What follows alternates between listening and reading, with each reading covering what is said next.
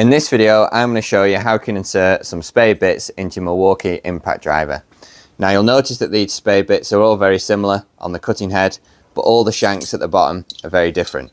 So we've got a hexagon shank here, we've got just a standard rounded shank, and then you'll notice that these two have a hexagon shank with this little groove out here.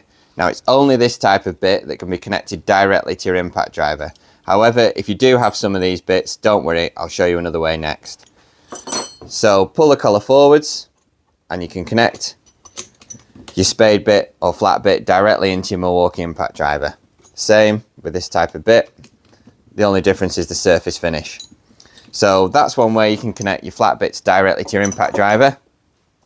Now, if you're not lucky enough to have some of those, and you have a smooth shank or a smooth hex shank, you will need an adapter. It's the only other way you can connect your Spade bits to your impact. So we picked one of these up, and all you have to do to fit this is pull the chuck forward.